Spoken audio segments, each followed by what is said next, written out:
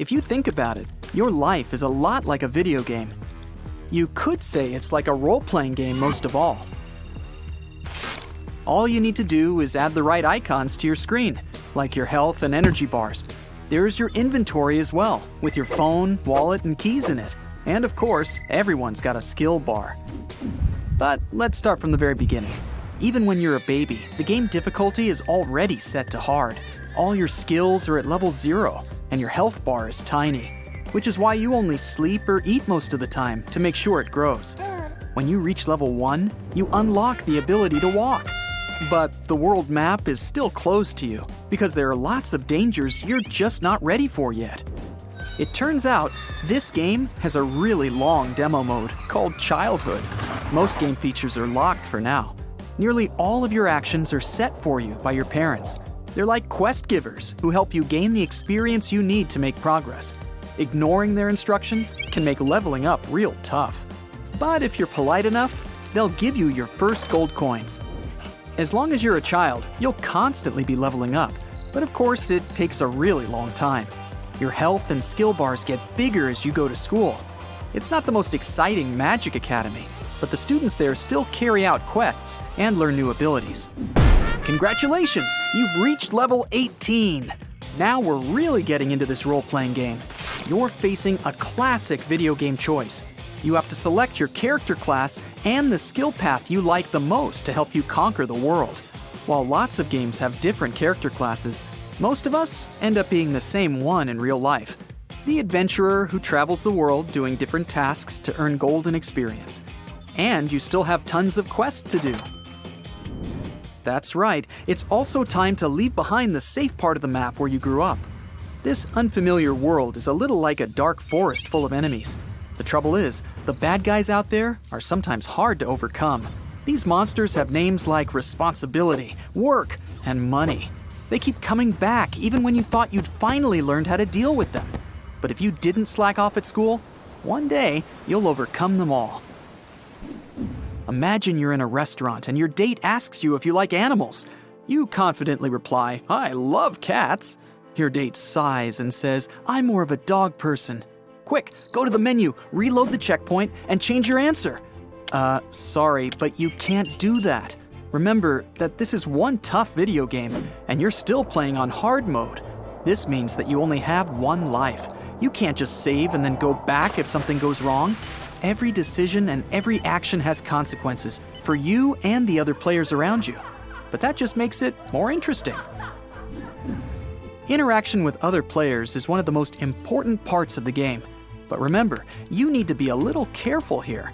The admins are a lot stricter than for other games.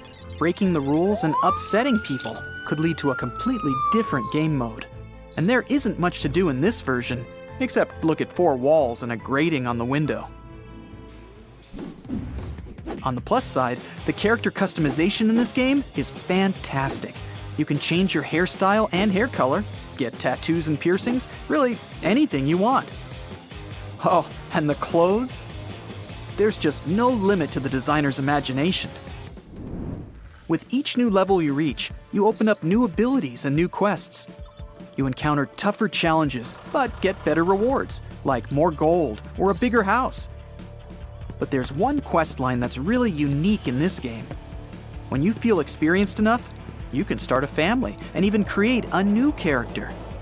You'll transfer some of your skills to them and be their companion in the game until they're ready to go into the dark forest to fight the monsters on their own. You'll never get to control this character though. In this game, the plot isn't always about you. The AI does what it wants. There's a bunch of other stuff about this game that's really unusual as well. Let's take the graphics. They're just incredible, like Ultra HD. And the resolution is absolutely stunning. But the gameplay is pretty complicated compared to other games. You need to check your health bar all the time, build relationships with other characters, earn gold, and make sure you rest on time. But the story is the most interesting part. It's totally up to you what happens. Sure, it can be boring if you just lie on the couch and watch other people play, but try hard enough and your character could become really important. So you need to put the work in if you want it to be an interesting experience. But there are lots of cool things in other adventure games that are missing from this one. For example, fast travel. Imagine what it would be like if we had this option. You wake up tired, but you have to go to work. Just go over to the portal and select the right location. Boom! You're already there! I think it's definitely time someone invented this. And we could sure use some cheat codes as well. Of course, no one likes a cheater on the server, but imagine how cool it would be. Don't have enough money? Just type in the cheat and watch the numbers in your bank account double. Feeling sick? Don't waste your health potion, just use the cheat and your health bar is full again. But I've got to admit, playing it life like this would become boring. Imagining life as a video game helps us understand it a lot. A lot of what we do is about setting small tasks and looking for ways to accomplish them. With rewards and experience, you move on to more challenging quests. Your skills, gold, and health bars aren't infinite though, and you need to manage your resources carefully to reach the next level. Some people think that computer games can be really harmful. They say that gamers spend too much time in their virtual worlds and forget about reality. But there are actually a lot of benefits from playing games from time to time. Many of them are designed in the same way as our real lives, and they have plenty of features that teach us useful things. Games always reward us for our hard work.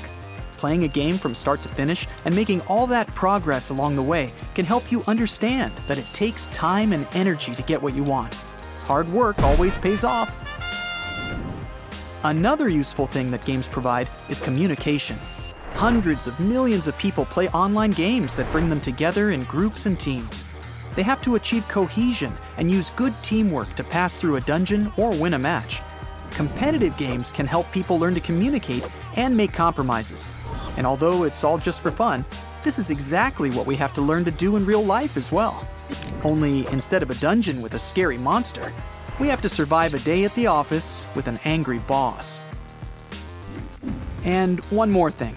It's been proven that a person's strategic thinking and decision-making can improve when they play video games. In one experiment, a group of 50 young adults who had never played games before were asked to play an action game for 50 hours. Another group played a slow strategy game. The results showed that the action game helped to improve the young people's perception of visual information. Their decision-making skills also improved. This was thanks to the fast pace of the action game. In these kind of games, a large number of events happen one after another, forcing the player to act and make decisions. This can have an effect on people's real lives.